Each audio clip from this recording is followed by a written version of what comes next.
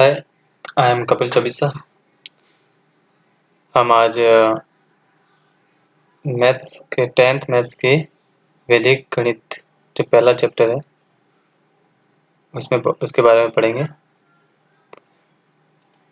इसमें आपके वैदिक गणित में कुछ वैदिक सूत्र हैं, जिसमें पहला सूत्र है एकाधिक n पूर्वण। इसका तीन तरीके से इसका उपयोग किया जाता है।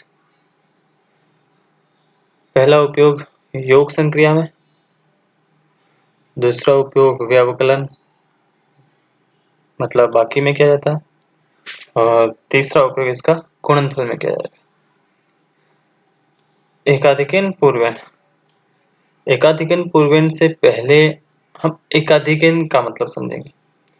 एकाधिकन का मतलब होता है एक से अधिक। जैसे कोई और इसको हम एकाधिक को हम किसी भी संख्या के ऊपर डॉट लगा के शो करते हैं, इसे रिप्रेजेंट करते हैं। अगर मैंने दो के ऊपर एकाधिक का निशान लगाया, इसका मतलब होता है दो से एक अधिक, दो से एक अधिक, तो हो जाएगा 3। और इसमें जिस संख्या के ऊपर एकाधिक लगाया जाता है उसी का एक से अधिक होता है। जैसे मैंने यहाँ पे है 24 के ऊपर एकाधिक 4 के ऊपर एकाधिक लगाया, इसका मतलब यहाँ पे हो गया 25। 4 का एकाधिक हो गया 5। अगर इसी में अगर 24 है और उसके ऊपर 2 के ऊपर एकाधिक लगाए, तो इसका मतलब हो गया 2 का एक से अधिक, मतलब यहाँ पे हो जाएगा आपके 34 हो जाएगा। तो इसका उपयोग हम योग संक्रिया में, जैसे 9th में आपने पढ़ा होगा कि योग संक्रिया में एक एक संख्या को जोड़ने पर, स्तंभ की एक एक संख्या को जोड़ने पर करेंगे। और आपके जो 10th में है वो इकाई और दहाई दो दो संख्याओं को जोड़ के फिर किया जाता है। तो हम पहले एक बार 9th में जो था आपके, वो एक बार देख लेते हैं। ये वाला आपके एग्जाम्पल है, 9th का एग्जाम्पल है, जिसमें आपके एक एक संख्या जोड़ी गई है। तो इसमें आपके जैसे एग्जाम्पल लेते हैं,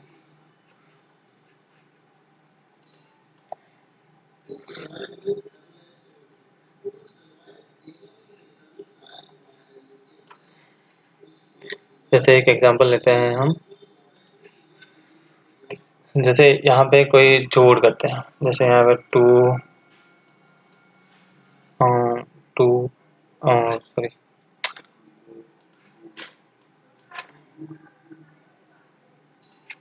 2 4 9 6 को अगर मैं 3 8 4 6 3 2 5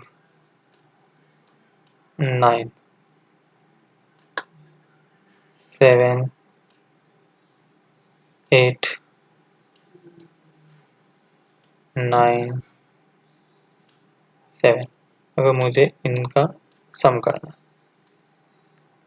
तब हम इन सबको अगर हमें जोड़ना है, तो हम पहले जो बेसिक वैदिक गणित का जो एकाधिकन पूर्वण है वो एक एक संख्या को जोड़ते हुए हम करेंगे। जैसे यहाँ पे 6 and 6, 6 और 6 कितने होते हैं, 12 होते हैं। तो इसमें अगर आपके जैसे ही 10 हो गया, 10 से ज्यादा हो गया, तो जो वो आगे वाला अंक है वो जहाँ पे ये संख्या बनी, जैसे यहाँ पे अपन 6 और 6 में जोड़ा 12 हुआ, तो यहाँ पे अपना 12 हुआ, तो उसके आगे वाली संख्या जहाँ पे जोड़ा है उसके आगे वाली संख्या के ऊपर एक अधिक चला जाएगा, और ये जो बचा हुआ 2 है वो आगे वाले में जुड़ जाएगा। तो यहाँ पे 9 और 2 11 हो गया, फिर से 11 हुआ, तो इसके जो आगे वाले के लिए एक अधिक लग जाएगा और जो पीछे वाला है वो इसके अंदर जुड़ जाएगा। तो यहाँ पे कितना, 1 और 7 कितना हो गया, 8। अब हम आगे की ओर देखेंगे। आगे वाला जैसे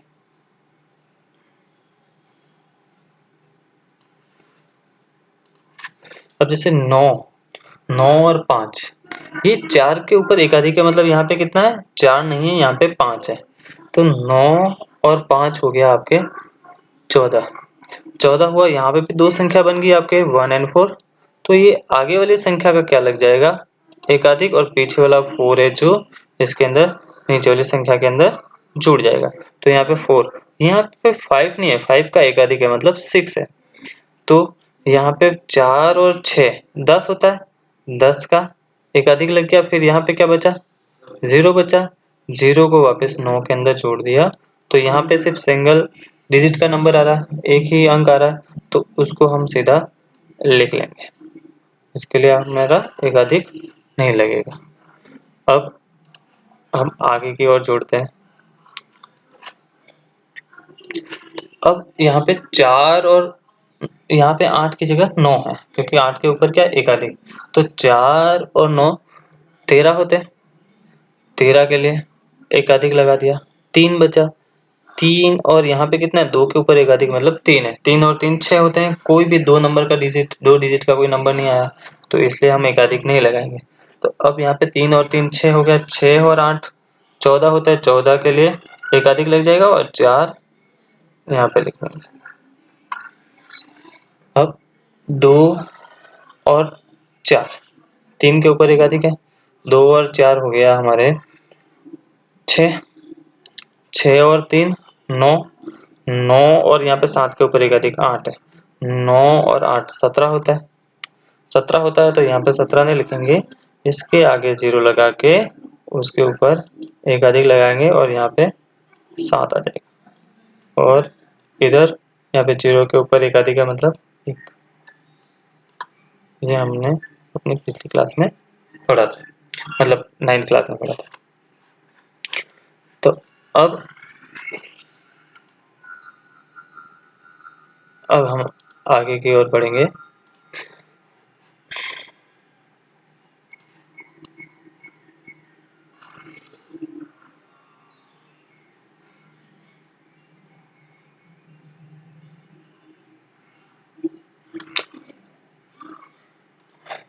अब इसी में, अब जो आपके 10th में है उसके अनुसार आपके दो दो अंक जोड़े जाएंगे, दो दो अंक जोड़े जाएंगे। जैसे ये वाला कोई आपके एग्जाम्पल है, इसमें 98 और 89 को जोड़ा जाएगा। 98 और 89 को जोड़ा जाएगा। जैसे ही यहाँ पे दो अंक से तीन अंक हुए, मतलब 99 के बाद 100 हुआ, तो उसके आगे वाले नंबर पे क्या लग जाएगा, एकाधिक लग जाएगा। जैसे यहाँ पे 98 और 89 को जोड़ेंगे, तो यहाँ पे 89 में से अगर दो निकाल के अंदर मैं 98 के अंदर जोड़ूंगा तो ये हो गया 100, और यहाँ पे 89 में से दो माइनस हो जाएगा तो 87 हो गया। तो यहाँ पे 187 हो जाएगा। तो जैसे ही यहाँ पे 187 हुआ, तो उसका एक लग जाएगा एकाधिक। जैसे यहाँ पे उसका एक, ये 7 के ऊपर एकाधिक लग गया। अब यहाँ पे जो 87 बचा एकाधिक लगने के बाद, अब ये 87 जो बचा पीछे वाला, अब इसका क्या होगा, ये जुड़ेगा 15 से। 15 से जुड़ा तो हो गया आपके, अब चाहो तो आप यहाँ पे 15 में से 13 निकाल के 87 के अंदर जोड़ेंगे, तो ये हो जाएगा 100, और यहाँ पे बचेगा 2, तो 102 हो जाएगा। तो उसके आगे वाले अंक के लिए क्या लग जाएगा, एकाधिक लग जाएगा। यहाँ पे 7 के ऊपर एकाधिक लग गया। अब ये जो 02 बचेगा वो आगे वाले नंबर में जुड़ जाएगा, 37 में जुड़ेगा। तो 37 में जुड़ा तो कितना हो गया, 39 हो गया। अब 39 हो गया। 39 में कोई भी 3 नंबर का अंक नहीं बना, तो इसके आगे वाले पे एकाधिक नहीं लगेगा। अब 39 को जोड़ेंगे 76 में, 76 में जोड़ेंगे। तो इसमें जोड़ने के लिए हम कर सकते हैं कि 39 में से इनको जोड़ा तो अपना बनेगा 115। 39 और 76 को जोड़ा। अब इसको डायरेक्टली ऐसे जोड़ सकते हैं, जैसे 76 में से एक निकाल के इसके अंदर डाल दिया, 39 में तो 40 हो गया। तो 40 और 75, 40 और 75 को जोड़ेंगे। 40 और 75 को जोड़ना है तो पहले 40 और 70 को जोड़ेंगे। 40 और 70 को जोड़ा तो 110 होता है। 110 और 5 बचा तो हो गया 115। 115 में हम ये जो आगे वाला एक है उसका लगा देंगे एकाधिक, और जो बचा हुआ 15 है वो हम नीचे लिख देंगे यहाँ पे। अब वापस दो अंक जोड़ेंगे, तो अब यहाँ पे 49 और यहाँ पे 67 का एकाधिक मतलब 68 हो गया। तो 49 में इसमें से एक निकाल के कितना हो गया 50, इसमें से 50 निकालेंगे तो 50 500 और 50 के बाद ये 67 तो कितना 17 हो गया। तो यहाँ पे हो जाएगा आपके 117। 117 हुआ, तो जैसे 117 हुआ तो एकाधिक यहाँ पे लग गया और यहाँ पे 57 की जगह 58 है। अब 17 और 58 को जोड़ेंगे। आप चाहो तो 17 में से 2 निकाल के इसको 60 बना सकते हो, ये 60 बन गया। 17 में से 2 निकल गया, ये 60 बन गया और अपना उधर रह जाएगा 15, तो 60 70 और 75 हो जाएगा। 75 हो गया, 3 अंकों की संख्या नहीं है। 75 में से वापस हम यहाँ 48 जोड़ेंगे। 48 में 75 में से अगर आप 8 जोड़ोगे तो ये हो जाएगा 83 हो जाएगा। और फिर 40 को और जोड़ना पड़ेगा, तो ये हो जाएगा 128। 128 का एकाधिक लग जाएगा, एकाधिक 128। 128 का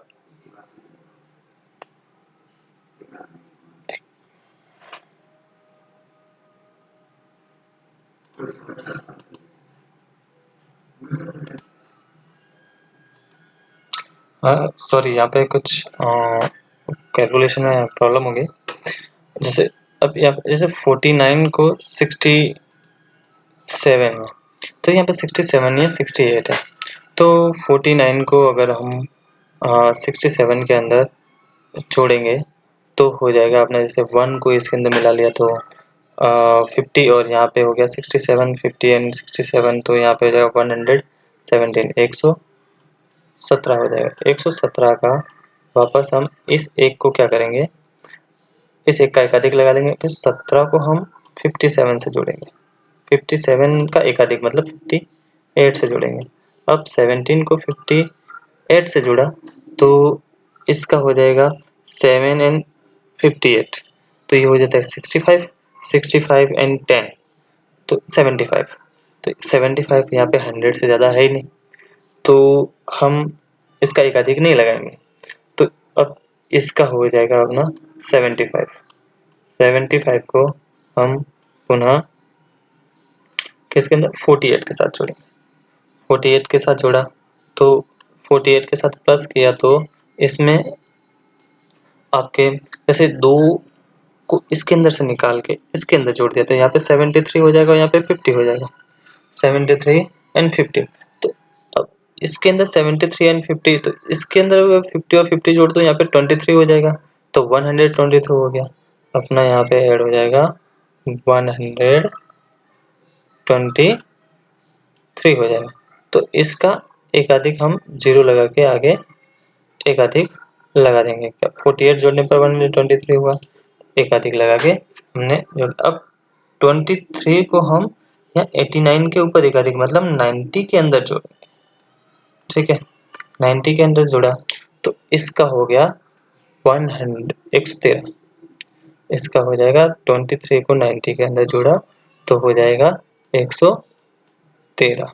113 में जो आगे वाला है वो लग जाएगा एकाधिक, और ये 13 को हमने यहाँ पे आंसर में लिख दिया। अब इधर हो जाएगा अपना 1 2 और 3, 3 लिख दिया। इस तरह से दो दो संख्याओं से हम एकाधिक पूर्वण के द्वारा दो दो संख्याओं को जोड़ के भी इसका आंसर योगफल कर सकते हैं। अब इसका एकाधिक पूर्वण का अगला उपयोग हम गुणनफल में देखेंगे। जैसे इसका अगला उपयोग हम इसका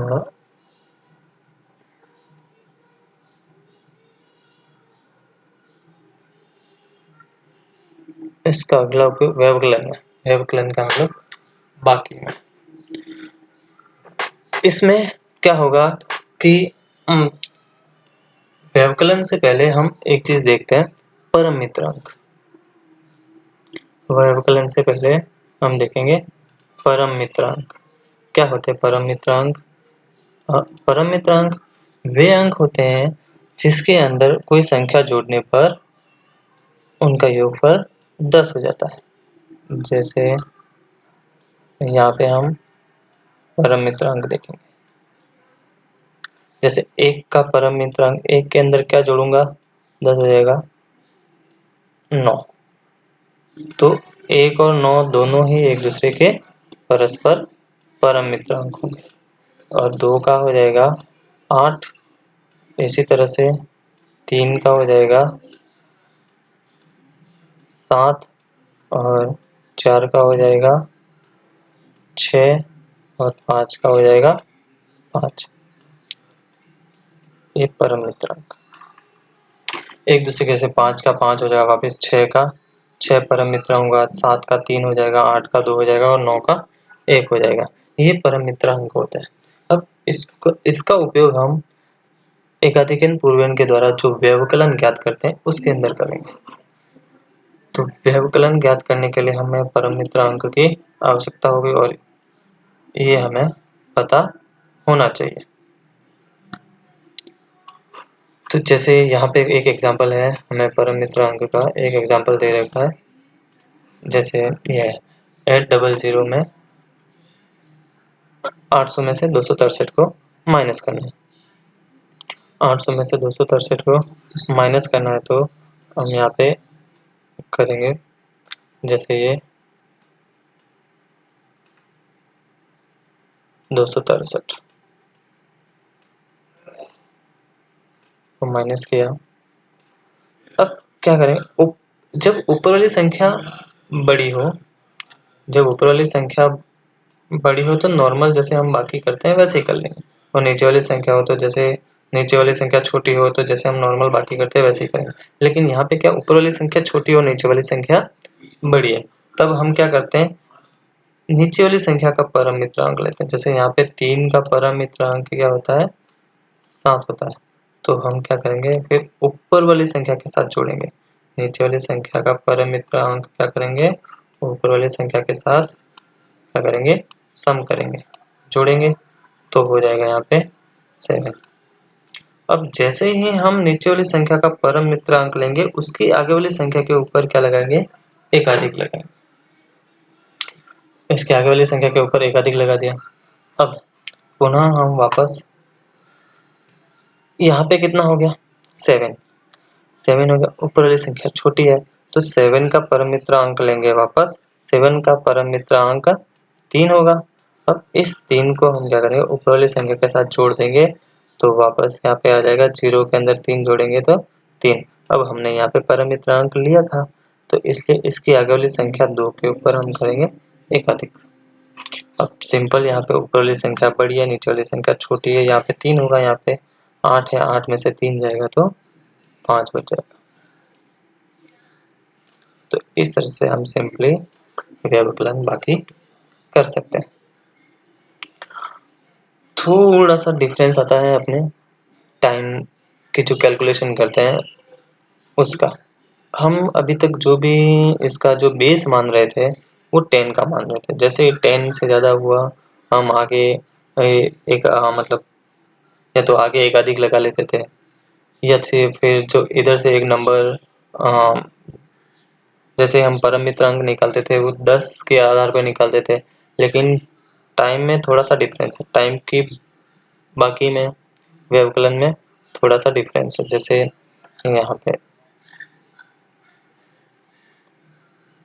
यहाँ पे आपके किलोमीटर, मीटर एंड सेंटीमीटर का दे रखा, लेकिन यहाँ पे सबका आधार 10 ही होगा। सेंटीमीटर में भी 10, इसमें भी 10 का ही होगा इसमें। लेकिन जब हम मिनट और सेकंड का हम देखेंगे, तब हो जाएगा आपके सेकंड का देखेंगे, तब पीछे वाली संख्या का आधार हमारे होगा 6 और आगे वाली संख्या का आधार होगा 10। वैसे ही यहाँ पे पीछे वाली, सॉरी यहाँ पे थोड़ा कन्फ्यूजन हो गया। आगे वाली संख्या का आधार होगा 6 और पीछे वाली संख्या का आधार होगा 10। जैसे पीछे वाली संख्या का आधार होगा 10 और आगे वाली संख्या का आधार होगा 6। इसमें पीछे वाली संख्या का आगे वाली संख्या का आधार होगा 6 और पीछे वाली संख्या का आधार होगा 10, क्योंकि 60 सेकंड में 1 मिनट होता है और 60 मिनट में 1 घंटा होता है, इसलिए इस तरह से होगा। आज के लिए हम सिर्फ इतना ही देखेंगे और आगे हमारा जो भी आगे हमारे जो चैप्टर हैं वो रह जाएंगे आपके निखिलम विधि द्वारा गुणनफल और फिर भाग के लिए। तो ये जो आपके अभी आज जो पढ़ा वो आपके एक्सरसाइज में नहीं है, लेकिन आपकी बुक में है, इसलिए इनको पढ़ना पड़ेगा। तो आज के लिए इतना ही, धन्यवाद।